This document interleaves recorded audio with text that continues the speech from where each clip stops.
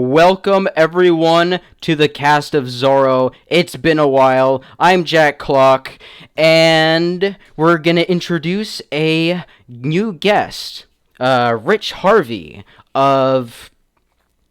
Oh God, I'm so nervous. I've been wanting to talk to you for a while. Rich Harvey of Bold Venture Press. Before I interview you, though, would you guys like to introduce yourselves, starting with Evan? You already pretty much introduced me, but yeah, I'm Evan Ramirez. I am the worm man. And Marsden?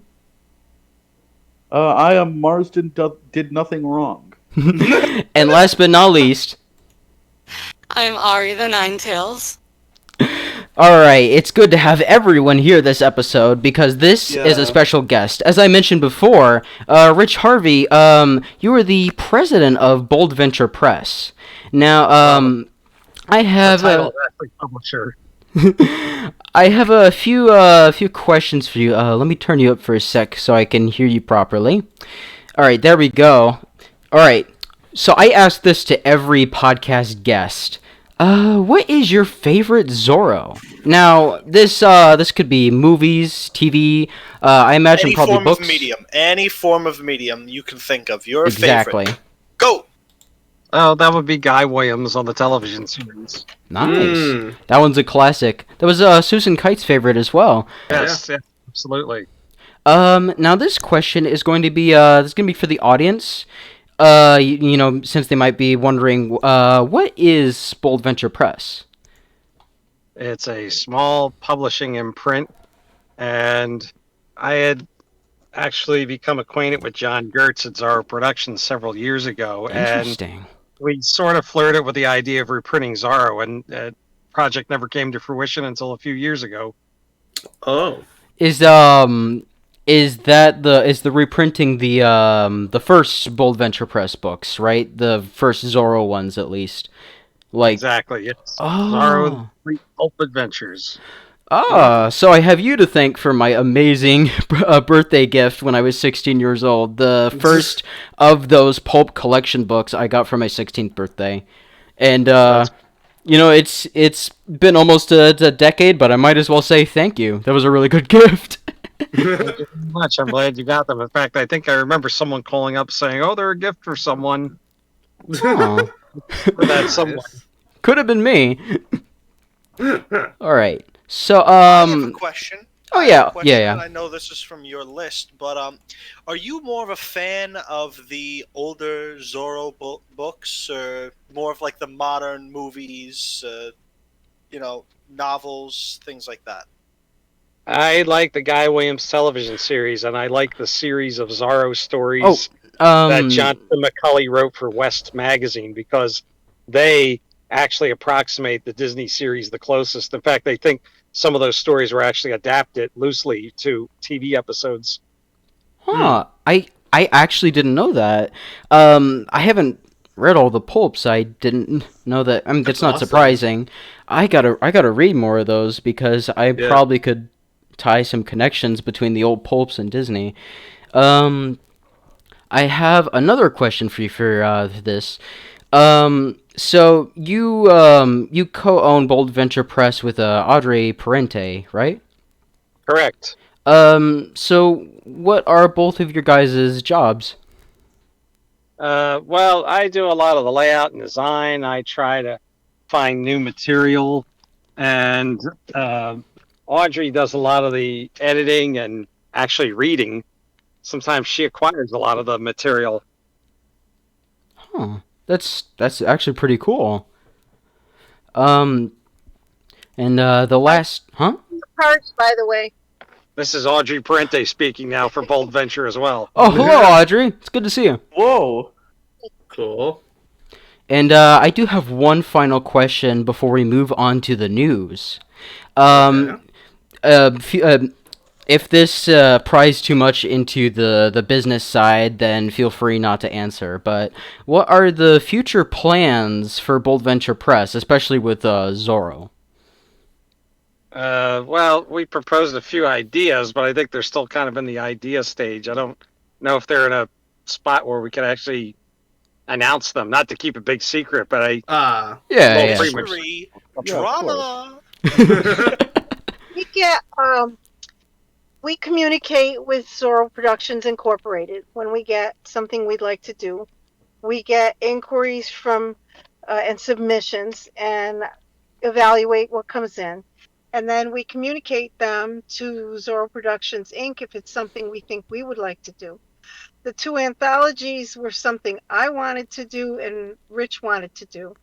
And initially, we had asked, after we did the 6 volumes of Macaulay, Mhm. we had asked Zorro Productions if we could have Richard Lupoff, who is known as the Edgar Rice Burroughs historian, to step up and do a novel of Zorro. And we had a contract, but he got ill and couldn't fulfill it. So we asked if we could get someone else. And we happened to be at a Comic-Con and saw Peter David and asked if he'd be interested. And he said yes. And so our first novel after the Macaulay work was Peter David, and it's called Zorro and the Little Devil. It's excellent. And he even gave us a little bonus story. Tell him the bonus story, Rich. Well, he asked how many words, and I said, I don't know, 50,000 or 60,000. Well, Oh my god. the novel fell a little short of the word count, so he wrote a short story to go in the back where young Diego meets Baron Munchausen, and told from Baron Munchausen's point of view, and we are assured that it's a completely true story. It's really fun. And then I think we did the anthology next, but we also had a submission from one of the other, from another author. So we worked on that. And then when we got to the second anthology, one of the authors asked if she could send us a trilogy that she wrote about Zorro. And that turned out to be spectacular. And it's doing really well. Are you talking about Susan Kite's book trilogy? Right. Yeah, she's been on your yeah. Yeah, I was honored to have her as a guest on here. Yeah, it was terrific. And so we went with that next. And then in the meantime, we were working on another anthology. So we've had 2 anthologies. And now we have other things that we've queried Zorro Productions about, but we don't have contracts yet. Okay. So until they're solid, it's just spitting in the wind, and so we don't like to do that. Okay. That's understandable. But the list of books that are on the Bold Venture Press website, it's already a really good selection of both old and new. And by the way, I've been meaning to read the second anthology book, but the first one I've read it. I absolutely loved it. It's really great to see the diversity of stories that could be produced of the character and the franchise, and I'm very much looking forward to reading the second one next. I think the second one it's got one more story than the first one, and we had 9 artists working on the second one, and it included comic book artists. So oh my god, a lot of diversity in it. Now they're not comic books. It's illustrations. Yeah. You can tell the comic artists from the artists who do the illustrations, and it was fun to do, and that's jam packed. There's about everything you can imagine in there. From let me spill the beans a little bit. From a werewolf to a story that adds a little history. That steps over the line a little bit. It's really interesting. Yeah, that does sound interesting.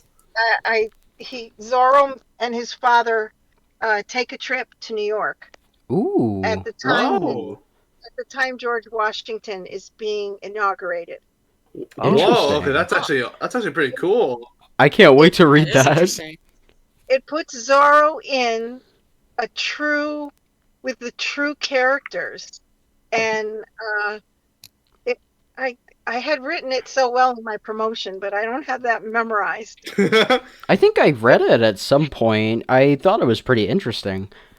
Yeah, it's really a good story, and it's remarkable how you can believe it. Yeah. Well, I'm sure our resident history buff would be glad to get his hands on that one at some point. Yeah. Oh, I definitely would. Do It's you want to yeah. to the news? Yeah, I was Because about to say. we got a little The bit of Oh news. yeah. news, Oh a yeah. little bit of extra tea on today's. Oh, we got plenty, and we're about to spill the whole teapot. And first of all, it's not exactly news; it's a bit old, but this August, Zorro hit his 103rd anniversary. I Cool. wish I wish I reported it when it was a little earlier, but it's better to celebrate a belated birthday than to not celebrate it at all, in my opinion. Yeah. Honestly, I think it's incredible that Zorro is even like 100 at this rate. When I first Yeah. got into the character, he was only in his 90s. And I know I say only in his 90s. You make that that's sound like it's the biggest of differences. I don't know. I was It's more incredible. I was Huh? more talking about one of my dad's favorite actors, actually, Jean Dujardin. Oh And there's yeah. an upcoming French TV show, Yeah. and we have him playing Zorro in that. Yeah, there's And even the last time we were talking about this, of how many like new projects had been coming out. Like at the time, the Zorro game had just come out. Mhm. At that time, there was like, it wasn't Netflix, but there was like some sort of Zorro TV serial that was also being announced in production, and you had said something about like the floodgates starting to open. Yeah. And just what was it, 2 weeks ago that we got the announcement of this French Zorro show? Even more recently. I think it was just 1 week ago. But yeah, I don't know much about the show in general. It was very recently announced. There's not much info on it. But what it does have, it has a little poster that was made for it. I'll flash it up here on the screen after I, finish editing this. But I think the actor, Jean Dujardin. I think he's a good choice for Diego.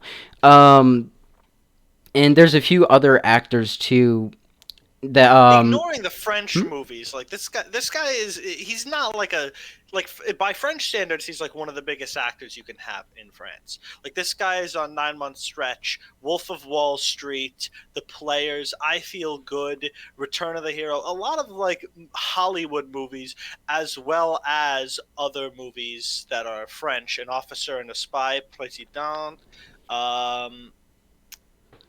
Cherche Fiance tous les frais payés. Forgetting a couple of the other ones that he did, but like active all the way from like 2004, was it when he started, to modern day, and he's still like, I still think he's on fire. Huh.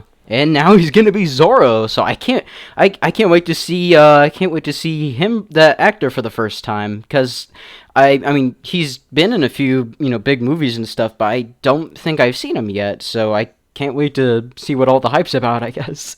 You've seen him if you've seen The Wolf of Wall Street. No, I haven't seen that movie, sadly. But yeah, I can't wait for that show to come out, and I can't wait to see his depiction of Don Diego.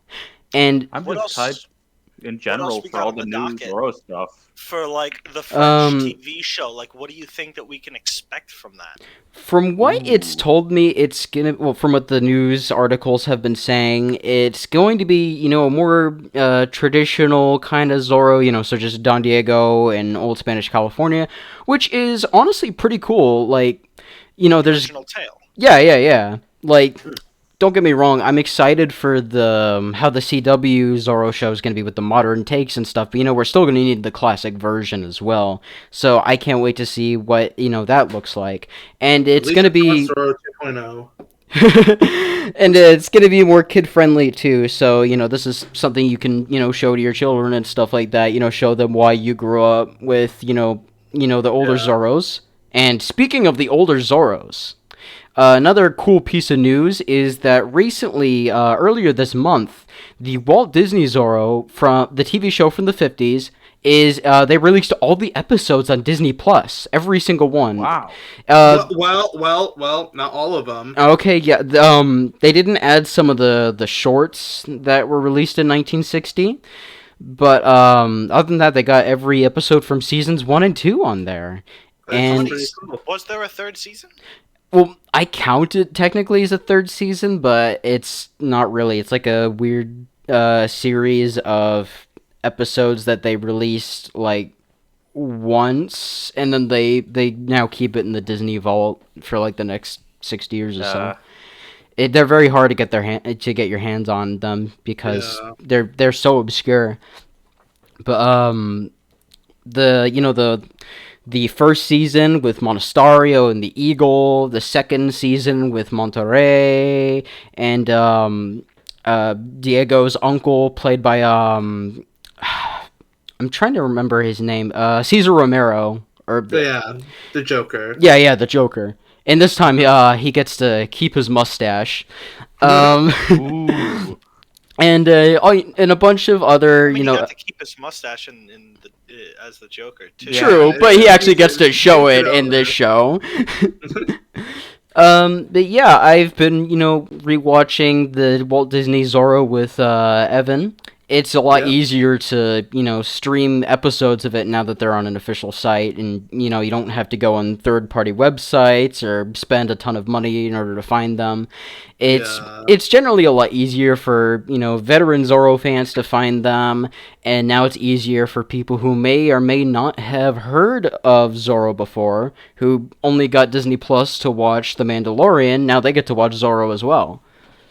Yeah. It's a win-win for everyone, honestly. Yeah. Very much so. It's pretty, and the show's pretty good, and I'm very glad now more people can watch it. Yeah. That's mostly it for the news. Mr. Harvey, or can I call you Rich, or? Yeah, you can call me Rich. All right, Rich. So what we do on this podcast after the news is we like to have everyone here share like their opinions on certain things in the Zorro universe. The one I have for this episode is, what is your favorite villain defeat in all of Zorro? So like anytime a villain gets That's their a good comeuppance one. from Zorro. Oh, that's just tough. Well, I remember the Eagle storyline on the Disney series, and I think that was pretty difficult to beat. That was pretty much filmed on the scale of a small motion picture. Not Yeah. just a TV. It was an iconic arc. Does this have to be a like an ending, like a major villain defeat, or can it just be a moment where Zorro really got one over on the villain? How about let's do the latter, because that offers more choices for everyone, and choice is always good. I think for me, I was gonna go with the boring answer and say 75 because I say everything from 75 is the best. But I think in this case, I think the end of Marcus Zorro might be the best villain defeat. 20 or 40? No, Mask is Zorro. Oh, Mask of Zorro. Oh yeah, Mask of Zorro. that one's a good choice. That has an amazing ending, and runner up also I would like to mention. Crap, what was the one that came after that? Legend of Zorro. Legend of Zorro, yeah.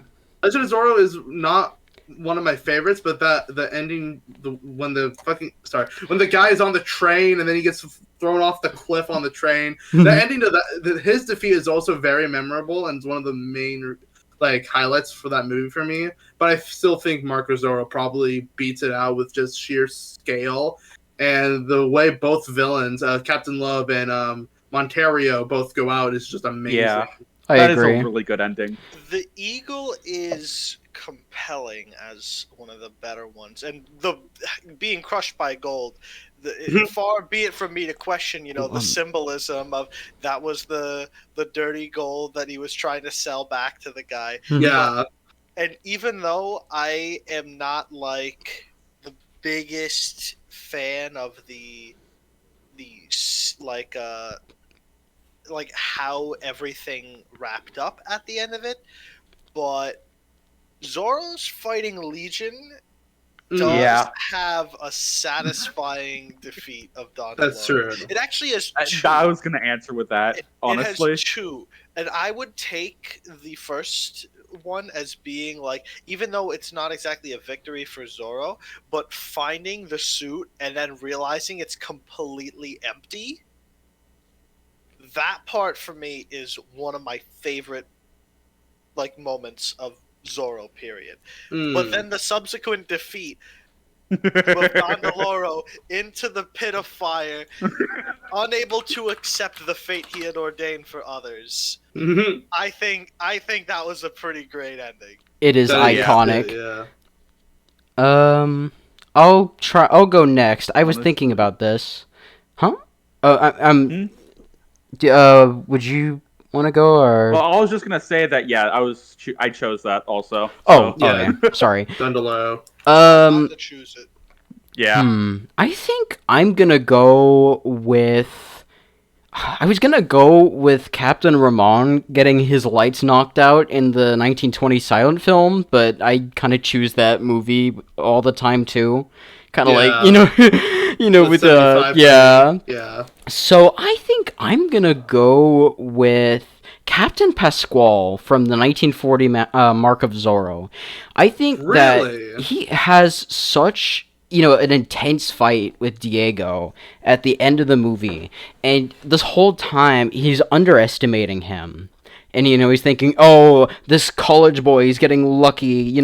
He is going to die by my hands soon enough, and this annoyance is going to get out of my way. I'm going to get rich, and I'm going to win."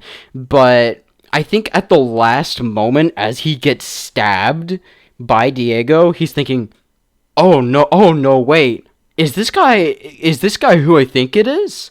And he doesn't say it obviously, but like the look in his eyes, like the last thing he's probably thinking is like, "Oh, I just got outfoxed." And I think an honorable mention for me would also be Count Armand's death in Legend of Zorro. Him getting tied up to the train tracks, being hoisted by his own petard, and then getting nuked by his nitroglycerin train is absolutely iconic. And in a movie with such a mixed legacy, it at least has a really cool villain death, to support it. The ending of that is one of the like redeeming parts of the entire finale. It's you go through an entire movie of like, okay, I guess this is like kind of a Zorro movie, but by the end, it's so satisfying right at the end. Yeah. It kind of makes you, even if you didn't like the movie, it makes you come away from the movie feeling good. Yeah. The mentality of seeing something or even reading something and the human psyches, we tend to drive towards what have you done for me recently. If you have an ending that is really satisfying, it can cover up a lot of smaller flaws. Oh yeah, definitely. Like, I recently made a video defending The Legend of Zorro from Nostalgia Critic, and his not very good review of that movie. But even I will admit that like the movie itself has its really good moments, its high moments, but it gets cut down by a lot of the stuff from the first and second acts, which maybe like I don't know, maybe should have stayed in the first or second draft. But like the third act, it's perfect. Honestly, the third act I'd argue is the perfect ending for that movie. And, the Count Armand's death is a perfect end for that villain. There's one other thing that I really like. Sorry. I was going to say, everyone should check out that video Jack made, too. Oh, yeah. Thank you, Ari. Good. That was good. Anyway, what were you going to say, Rich? Well, there was one other scene that occurred to me, like we're thinking mostly of the climactic battles, but there's one scene in the Zorro TV series that I think really is a wonderful comeuppance. Britt Lamond is playing Monasterio, and he has decided Diego is indeed Zorro, and he makes the public accusation. And that moment, where he points the finger at Diego and makes the accusation, followed by the bellow of laughter from Sergeant Garcia, is a wonderful moment.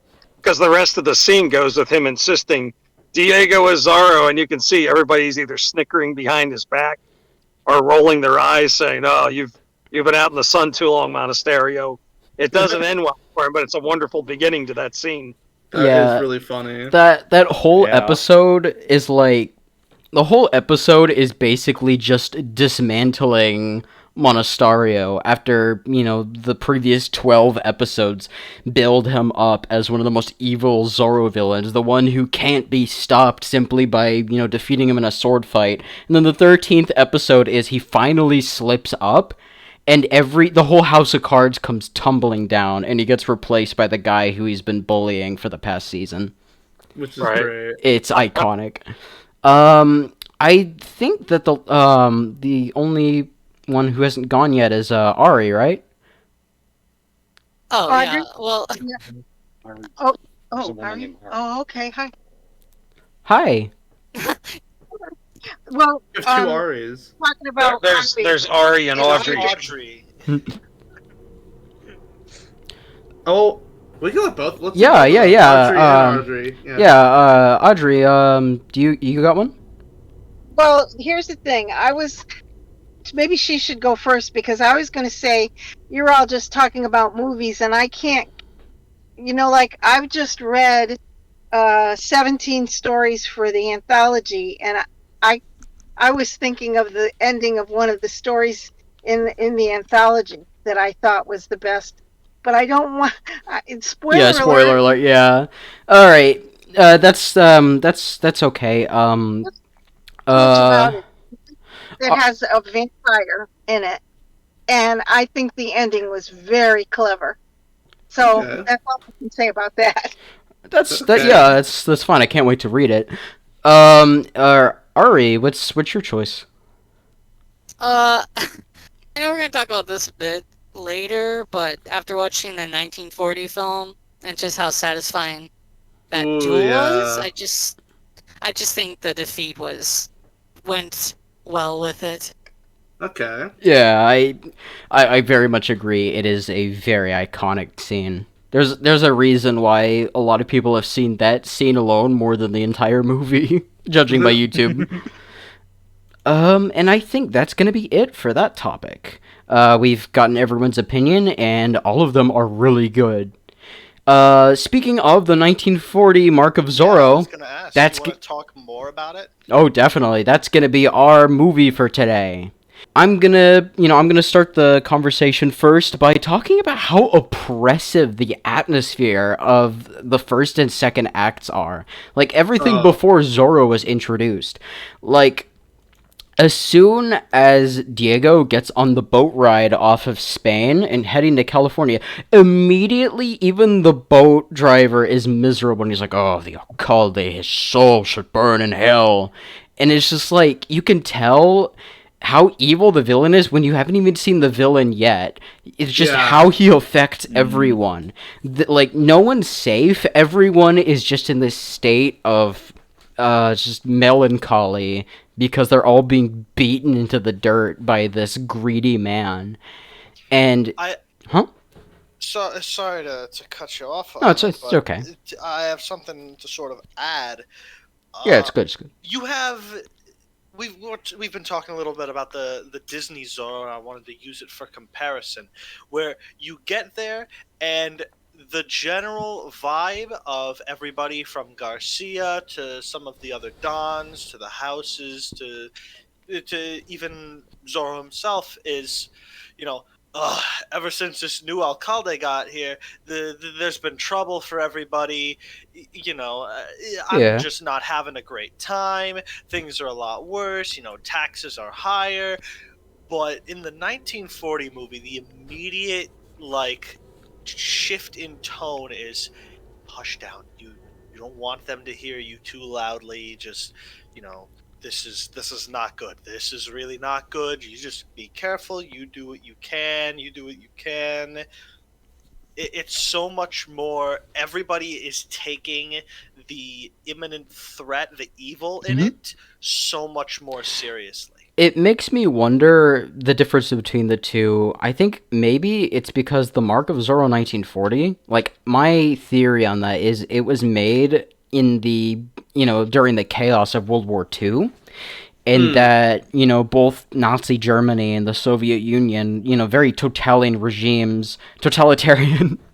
and people would, they would speak in hushed tones to, avoid being targeted by secret police and stuff like that. And I wonder if that was the director Ruben Mamoulian's inspiration for that.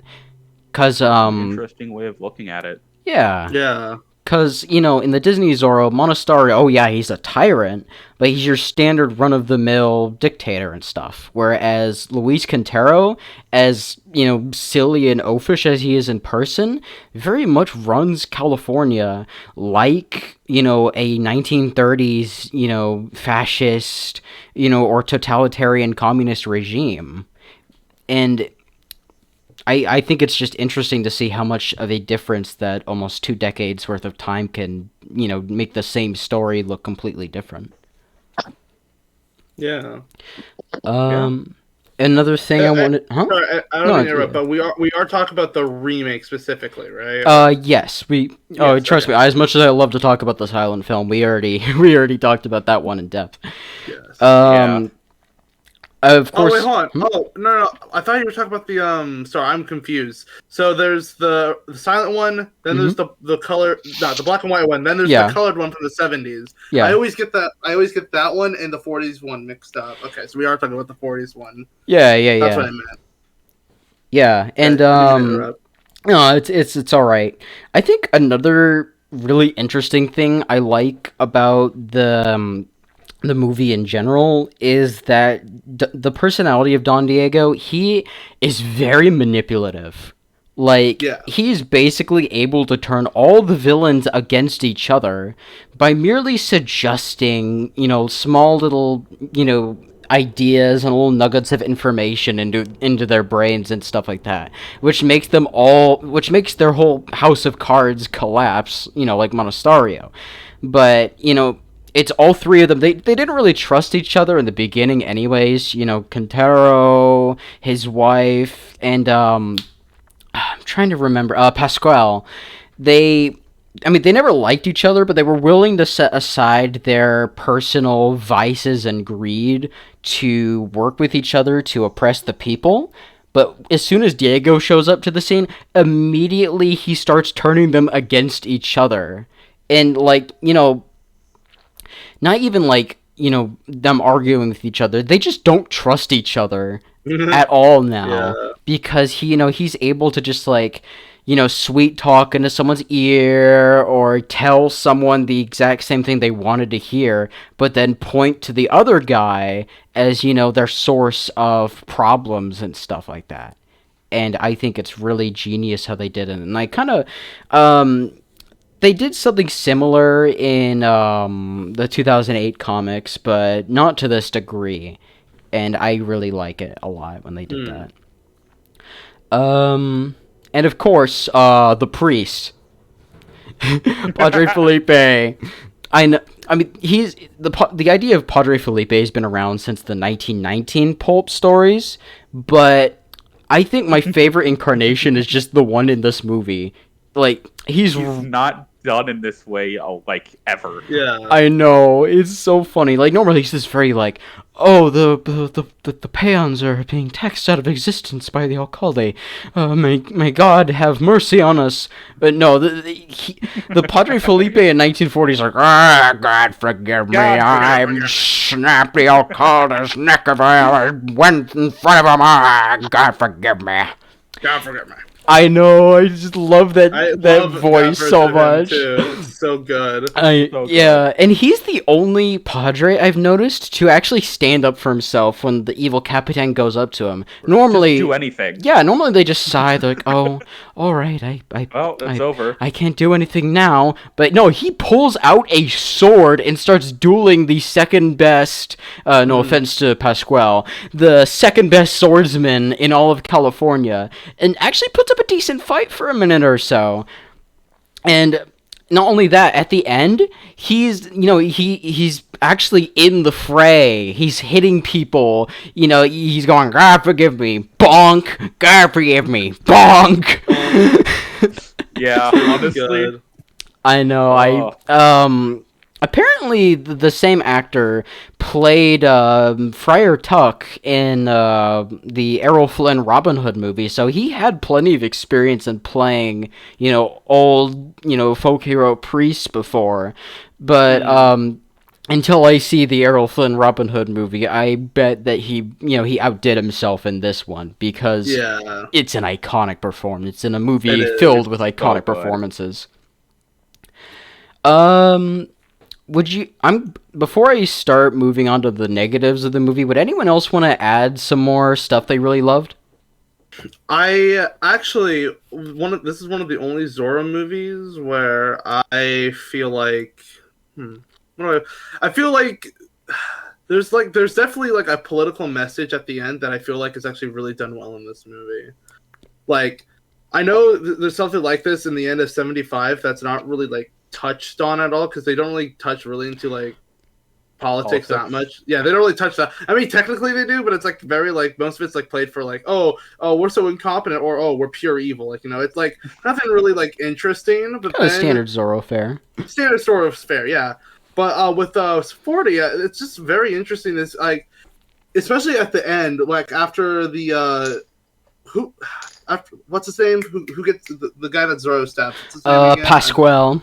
After Pasquale dies, and then he starts freeing everyone, and then you see the villagers rushing in, tackling the guards, fighting off everyone, and it's just pure chaos. And these peasants that are being pushed around all their life, bending to the will of the rich, is finally rising up and taking back what they believe is theirs, which is very cool.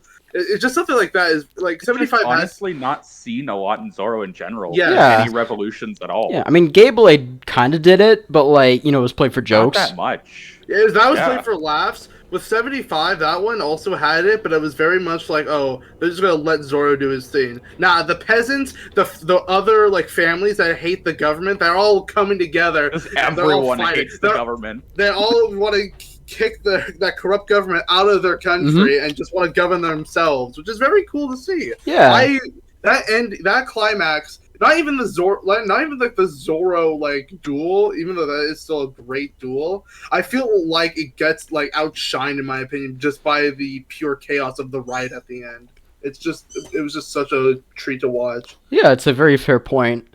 And I think it was really cool that like, there was an actual solution that was brought up to the problems, instead of, oh, the evil villain is out, let's just hope that the next guy won't be bad. But no, they actually bring back, Don Alejandro, and he's actually able to like fix stuff, because normally, he was the previous alcalde before he was forced out of office by the villains, and now he's back in and stuff like that, and it actually, permanently solves the problem, instead of just beating the villain and hoping for something good to happen. Like, genuinely understanding what will help.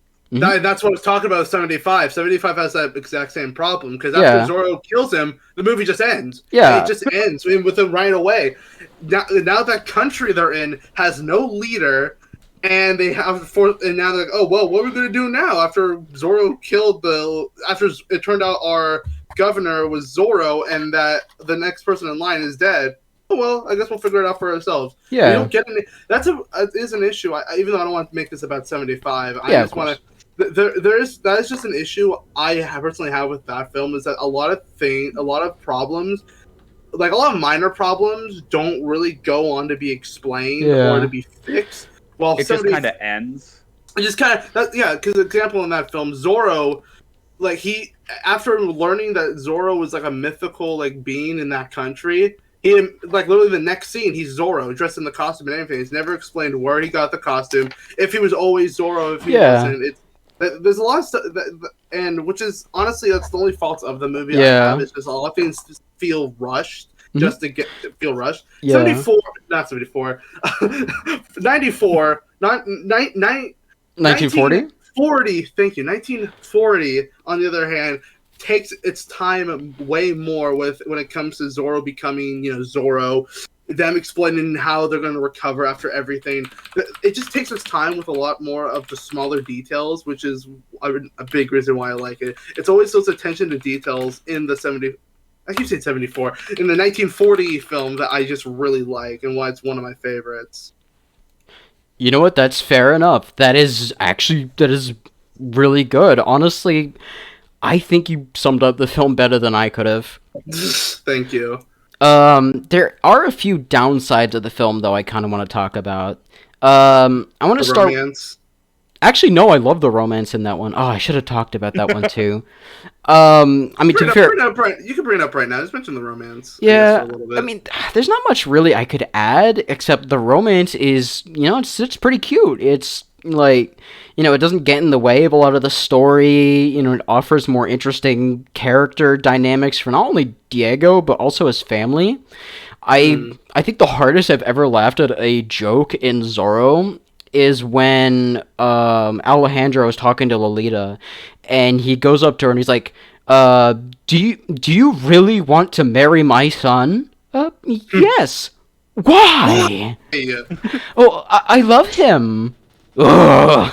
He just shrugs, and he's like, I think it's very well woven into the story, and I think normally I'm not that crazy on like romance stories in Zorro because that's not really the reason I watch them. Don't get me wrong, I can enjoy a good romance story in Zorro. I think my favorites from the Family Channel New World Zorro show.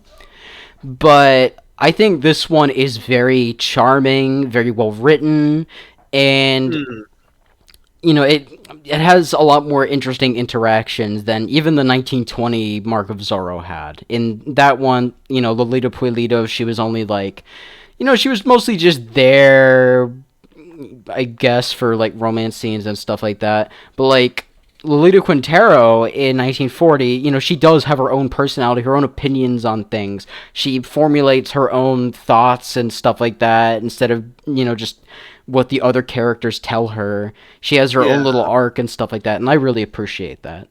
Yeah. That's really all I gotta say on the romance. That's pretty much it. Okay. As for negatives, though, I think I'll start small. I don't like how they keep changing the outfits. I never noticed that, actually. I didn't either, honestly. Just blew my mind. What? Okay.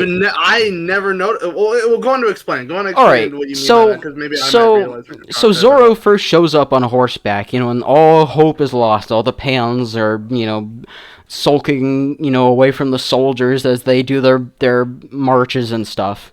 And then Zorro shows up in his classic, domino mask and sombrero and all that good stuff. And he shows up, he carves some Z's, he makes a cool entrance. The next scene, it's the Quinteros, on carriage, and they're talking about, villain stuff. And then Zorro shows up. But he's different this time. He has a different cape. Like, it was like a full-on cloak this time instead of a normal cape. And instead of his domino mask, he's wearing a bandana. And I'm like, okay. Weird. It's kind of weird, champ. And that goes away. The next time that shows up, he's trying to escape from the church, and he's wearing his normal outfit again, this time with no cape because, he couldn't fit it in the robes, which is fine. His normal outfit again. Then he goes away, after wearing into the other scene with the tax collecting. He's wearing his normal outfit there. This time, again, with the weird cloak that only showed up in one scene before, instead of the normal cape that he wears, in some of the other scenes in the promotional material. Then that goes away, and then when he's talking to Lolita Quintero after their disastrous dinner date, he's wearing the bandana again. And the weird cape, and I'm like, could you pick, which design you're gonna go with? There's 3 different outfits. It's like, It'd be like if, let me think of a good comparison, like a Godzilla movie, an old Showa Godzilla film. If they kept switching from they do that. Never mind. Yeah. Never mind. Yeah, they do that. Never mind. Yeah, Never they mind. keep switching outfits and stuff like that over and over. I see what you're talking about. See, I didn't really pick up on the little details of the Zorro costume, but if you show me a Godzilla film that does that, I can do that. Yeah, I know what you're talking about now. What you mean by that? It's just some little things that just change. Yeah, and only you notice. Yeah, only you're obsessive about it. Yeah, exactly. That's basically how it is. And like, I'm just thinking to myself, like, just pick one. Pick one. I don't even mind if you pick the bandana or the huge cloak. That's fine. Dude, just why do keep you hate it. on him trying stuff out? Okay, well, if they made a story beat about that. The Godzilla example is also a little bit different because most of the time it's because they reuse stock footage of older costumes, and they're like, no one will notice. Yeah, except the the people who do.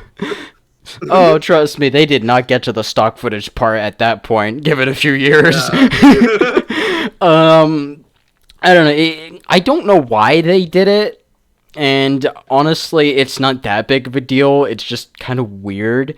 What is kind of a big deal is the main complaint that most people have. I think I was actually talking to you about this earlier, Rich. There's not enough Zorro. There's not enough Zorro in the Zorro movie. That's my issue. That was my general impression. I liked it, but when he's having the climactic battle with Basil Rathbone's character, who was he in that one? Esteban Pasquale. Pasquale, yeah. I really liked the epic sword fight, but I was thinking, well, in McCulley's novel, he's not having the sword fight with Diego. He's having it with Zorro. Mm-hmm. And I really think I would have liked the movie a little bit more if maybe that one scene had him in costume somehow. Yeah. Contrived the outfit. Yeah, the 1920 silent film had a similar thing at the end fight with, it's Diego, but, like, at least that movie could fall back on, like, there's already a lot of costume Zorro footage, so you're not feeling too starved of Zorro content. But the 1940 film, so, like, he kind of shows up at first in the first act, as Zorro. He kind of rides around a little. And then second act, it's mostly just, some chase scenes and stuff like that. And then third act, gone. No more Zorro. Right. And I'm just like, okay. The only I two... I wish that Diego, during the chaos, maybe... put on an outfit. Even if he was Zorro, would have said, well, to heck with it, and put on the mask and hat and cape, but just to make that one final appearance. Yeah. It would have been absolutely iconic.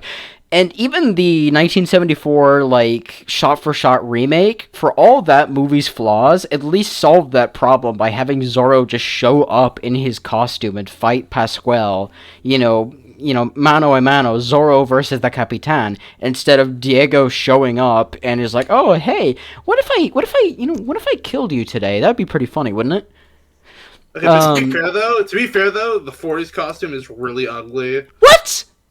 Not the 40s, no, the 70s. The 70 one. The Ninja Turtle mask. Yeah. I don't like that outfit. Yeah, it's a very ugly outfit, I agree, but at least he wore it for the final fight. The 1940 Mark of Zorro, I've stated in a previous episode, is one of my favorite outfits in the whole franchise, and he almost never wears it. And I'm just like, okay. Why? Yeah, why? But nephew's a Zorro to go back on. Oh, by the Saints. The Nephew's of Zorro costume is actually really good. That one is amazing. I do agree that is a good outfit. But I do think there is a reason as to why there wasn't a lot of Zorro. And it's because the director of the movie, Ruben Mamoulian, he didn't want to really make a swashbuckling movie. He, from what I've gathered, online and stuff like that, I could be totally wrong about this, but from what I've seen, he was embarrassed by making, in costume, masked heroes and stuff like that, doing battle with evildoers. And while nowadays this seems absolutely, baffling, like, isn't that what people want? Back in the 40s, people were kind of lukewarm on the idea, like, people kind of accepted. Was it like a situation where it seemed old-fashioned, but like back then? It was more of a thing where it was just for kids. Like, people didn't take like, adults didn't take costumed heroes that seriously. Like, heroes like Superman and Batman and Shazam. They were basically, it was just kids stuff. And a lot of adults didn't take it seriously. And the ones that did, well, they were made fun of. Yeah. It's actually kind of similar to today. But with Zorro, I mean, it's a bit of a different story since Zorro, had a more, he was more well known during that time, compared to today, where people think I'm talking about the guy from One Piece. And so it's kind of baffling that Ruben Mamoulian would be like, oh, I don't want to have Zorro in costume fighting people, even though 20 years ago, exactly 20 years before that, everyone was absolutely eating up all of the sword fights that, Douglas Fairbanks had in costume between, him and Gonzalez, or him and Ramon, or the crazy chase scene that he had in the third act. And it's so confusing that Mamoulian was either afraid or grumpy about the idea of, Tyrone Power fighting in the Zorro outfit. It's kind of sad, actually. Yeah. But, oh well, it's been almost 80 years. Not much we can do about it now. It's mostly just a preference of the time. Yeah. It's a preference that did change with the Disney Zorro. That definitely has a lot more, match swashbuckling all the antics. time, so. True. Is there anything that you guys would like to share, maybe, that, you felt maybe the movie should have done a little differently? Or just in general, like, any thoughts before I change the subject? I'm always curious to look at how some of these movies adapt The Curse of Capistrano. The Douglas Fairbanks movie begins with Gonzalez boasting in the tavern, Zorro, I'll make short work of him. And first we meet Diego, and then we meet Zorro. That's right out of the novel. Yeah. The Mark of Zorro with Tyrone Power has a very different beginning. It shows him returning to Spanish California. We get to see how terrible everybody is, especially the carriage driver that had his tongue cut out. We don't learn that until Diego says, answer me, or I'll have your tongue cut out. And they say, Senor, they've already done that. And then we know that the villains are terrible people. But then a lot of those scenes with Lolita, where she's growingly exasperated because Diego is too exhausted to romance her. And that line where he says he returns to their household after he hears that Zorro is there. He said, oh, my goodness. I've made this trip to and from Los Angeles twice in one day, and I'm exhausted. A lot of that dialogue is right out of Macaulay's story. Yeah. So it seems like everybody is faithful to the novel in some ways and not so faithful in others. True. And what you said earlier about Disney Zorro, they even adapted some of the other pulp stories. And it's actually kind of sad, though, because the Disney Zorro seems to be the last one that is really faithful to Curse of Capistrano, because then a lot of the other stuff is now just based off the Disney Zorro, which, it's fine, it's a good show.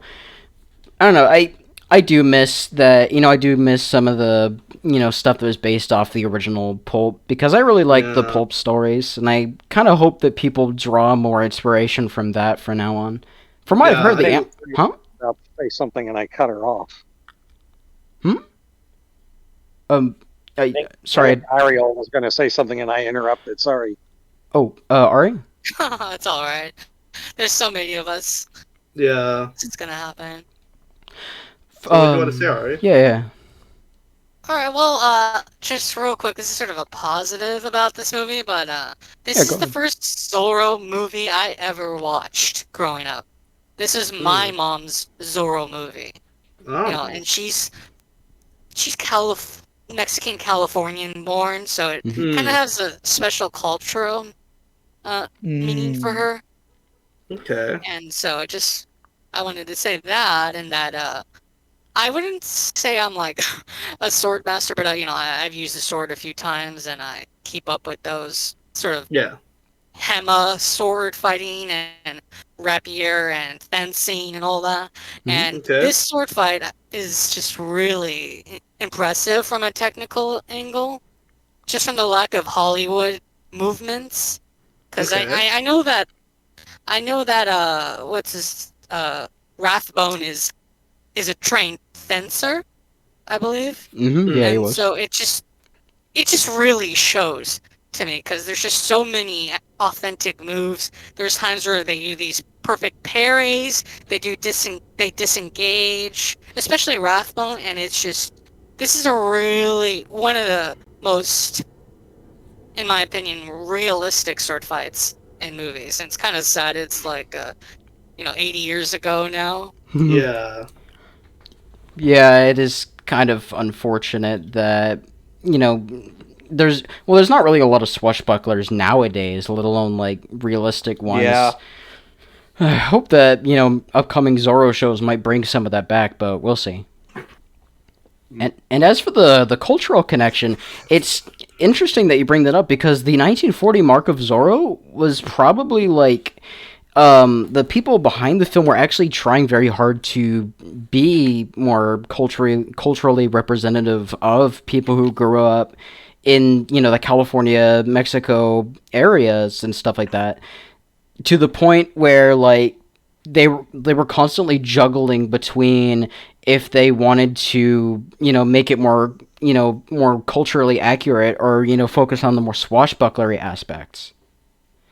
And apparently, that's why it kind of fades out. You don't really see a lot of, more cultural aspects after the first and second acts, because I think at that rate they were so tired of being told like, people wouldn't do it that way back then, or people wouldn't do this or do that they're just like, they just kind of like got really annoyed. It's I think it's a lesson to that, like, there has to be a happy medium between the realistic and the sensationalized, and that both can still exist in the same story. And I'm hoping to see like future stories do something similar to the 1940 Mark of Zorro, where they blend the real and the fantastical. And I think that'll probably be it for the 1940 Mark of Zorro. I think we've kind of squeezed out every topic of the film. So this last section is basically a question that I'm going to pose. Okay. And I kind of just want to gather everyone's opinion on it. All right. Can Zorro fit outside of his Spanish California roots? And I want to hear. Yes. This really bled into this one, didn't we? Yeah, I was about to say, yeah, it really did. Rich, what's your opinion? Well, do you mean in terms of updating him, or just taking him out of California?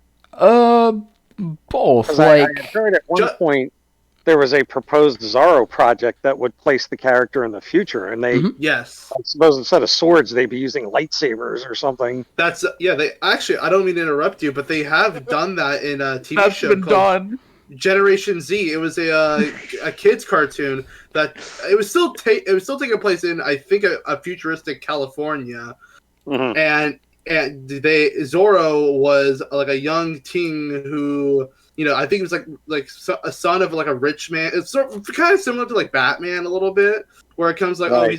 He uses like his Tornado is like a motorcycle now. He uses a lightsaber and like stuff. Right. Yeah. He fights some robots. He fights a bunch of stuff in the future, and I feel, and something like that has been done, and I know what you're talking about. There's it was a trailer. Sorry. At one point, I think there was even a live action version they were talking about doing, not necessarily a PNZ. Yeah, but... it was. Sorry, keep going. Yeah. I didn't mean to interrupt you. Well, like there was you mean like the CW show? Because there was You are right, though. There were some live-action Zorro projects that were planned for, like, futuristic Zorro. Like Z. Right. Yeah, like Z. It was like post-apocalyptic, like Lady Zorro show. That one, we're not certain on if it's going to be made or not because the CW had a really nasty buyout, like, recently, and a lot of stuff's been kind of up in the air, which is kind of a shame. I think it's a good idea. Some people have said that they don't want to see it, but honestly, I'm not very picky when it comes to Zorro. Same here. I think Yeah. it will be great. And There was a comic book of Zorro and Django, which took him Oh yeah. Yeah. Spanish California has been annexed into America, and it depicted an older Don Diego. And I thought, well, he's still yeah, robust enough to do Zorro type action. But at one Yeah. point, Django in the comments, using a sword these days is kind of old school. You're liable to get yourself killed because by this time everyone's using 6-shooters. And someone said, as soon as you take Zorro out of that period where people have irons on their hip, he's working at a distinct disadvantage unless he can really outwit them.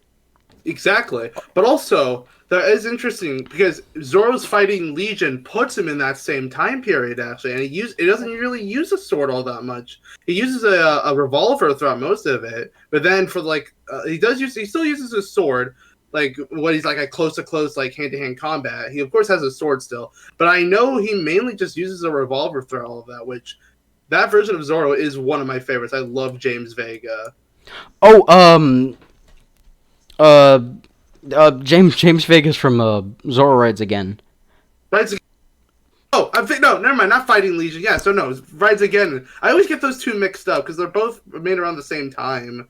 Yeah, fair enough. James Vega from Zorro Rides Again. That's the one I was talking about. Yeah. Not Fighting Legion. Yeah, Rides Again, it puts him in what the time was modern times, 1937, and he does use a lot of 6-shooters and stuff like that, and rifles, machine gun at one point, and he also does use his whip, but that's really his only holdover from his ancestors who were Zorro.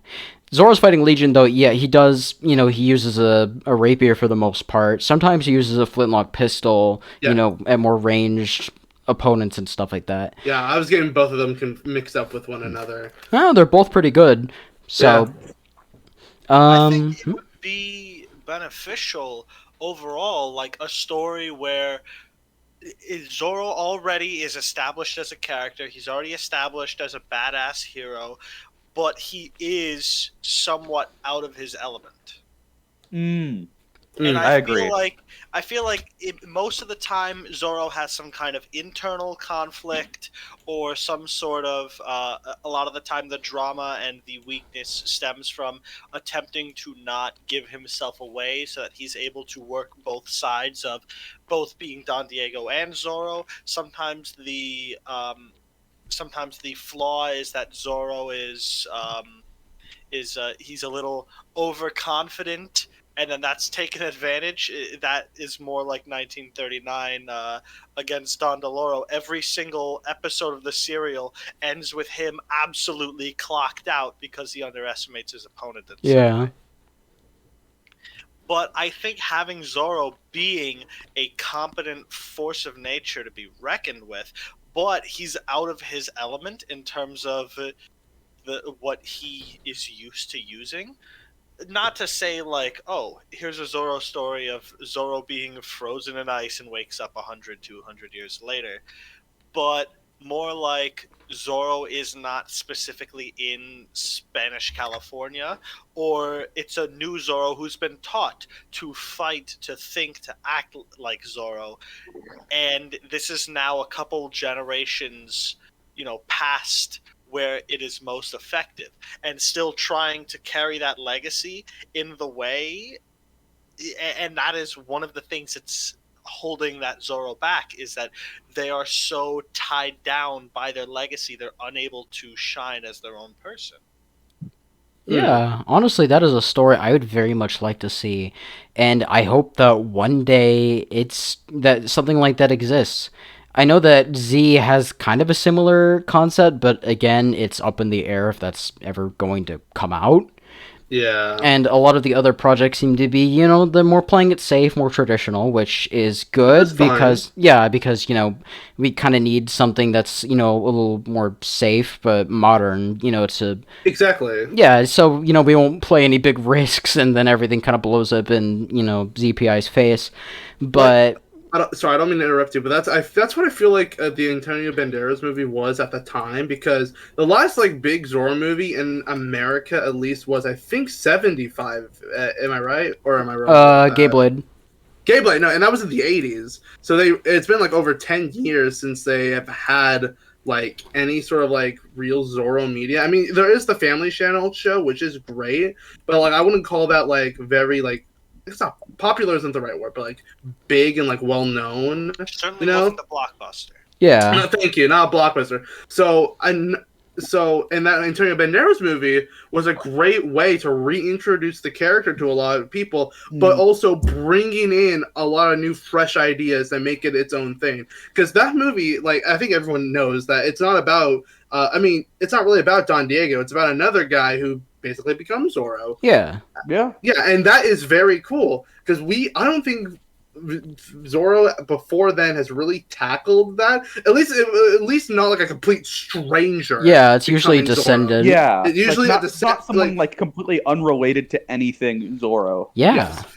Which it was very cool, and that was like its main like sort of driving things. Like, oh, this is the new Zorro. This guy, he's he needs to learn all the things that means to be Zorro, but he's going to bring his own like stuff to the table to make him Zorro. And most people think of Antonio Banderas as Zorro because that movie was a really big hit. Yeah. So nowadays, I feel like if they should, that's like a very smart idea. They should do something more safe so people can remember. Oh yeah, Zorro's a person, but also bring something fresh to the table so people are like, hey, this new thing that came out, this thing is cool. It's not like the other Zorros. They're doing something new, they're doing something different, but I can still recognize this as Zorro. Yeah. And then once that is like really set in stone, like, okay, this is new Zorro, this is great, this is very similar to the classic stuff, you can start branching out and like doing like other wacky stuff, and then people would go to see those other wacky films or TV shows mainly because of the name, because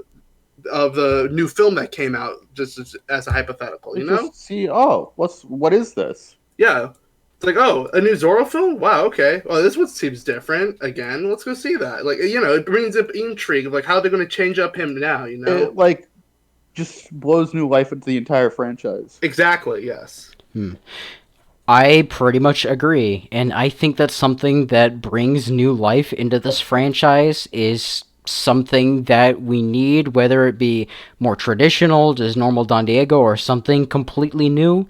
What this franchise needs is something that can bring new people to watch Zorro again, because I've seen some people that are just like, oh no, we should just stick to all the old stuff, we should just, because I've seen some people on like stuff like Facebook and say, which I know it's not the best place to gain public opinion, but there's a lot of people who kind of just want this franchise to be stuck in the past, and I'm just like, no.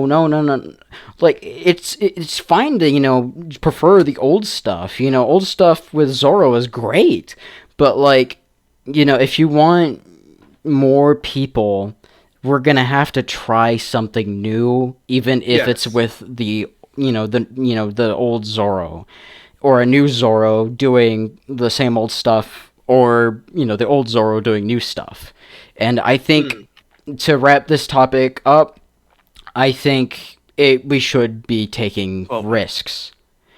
I have something to say personally about this, because go ahead. Jack, I remember this story you told me that you created about Zorro a while back. It was a complete reimagining of Zorro while having like the fundamental basics from the original stories still happening. It was in World War I in Belgium. Oh, it was very interesting. That sounds good. Yeah, it was so cool. Oh, it's yeah, I remember. A guy is inspired by Zorro, and he basically becomes the new Zorro. Oh, that was an old idea. I forgot about that one. Thanks for reminding me. It's one of my favorite ideas I've ever heard for Zorro, because it just, like, it's so interesting. While having the original Zorro in Mexico existing, this guy gets inspired by it and just becomes Zorro, like, in Europe. And I'm very glad you brought that up because I once again ties this back to the topic of can Zorro be taken out of his Spanish California like roots? And yes, it can work. Like Generation Z, great example for that. Yeah. He's taken out of like the classic era and like is thrown into a new situation, but like there's still It's he's so still Zorro. entertaining. Yeah, as long He's as still- no, sorry, continue. Sorry, well, I'll wrap it up so you can say your thing. As long as like the core values of Zorro is there, and you kind of have the outfit there, like he's got the black mask, he's got like a cape and a hat, and maybe he has a sword or some sort of bladed weapon. Like as long as he's like still like very similar like in personality wise of Zorro, not like the alter ego. His alter ego could be completely different, but as long as like Zorro is like Zorro, That's all you need. That's all you need. He can work in like any country, any time period, because there's always going to be a corrupt leaders that need to be taught a lesson. That carry him. Mm-hmm. Exactly. I honestly think you've summed it up perfectly. Zorro could be anywhere, he could be anyone, he could look like anyone, as long as he has or she even has a similar,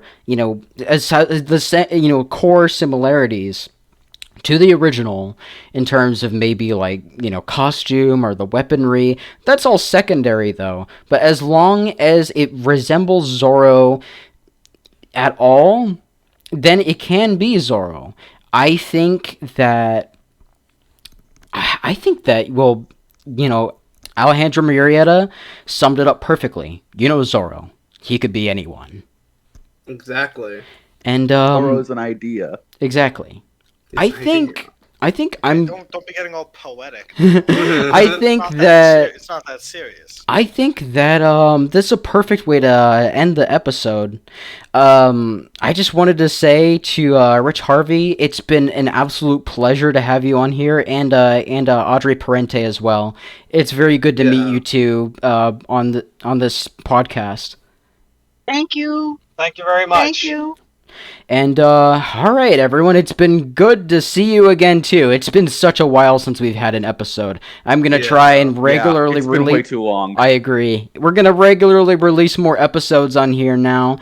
I'm Jack Clock. The next one's coming in 30 minutes, so stay tuned for that. Oh no, wait, no.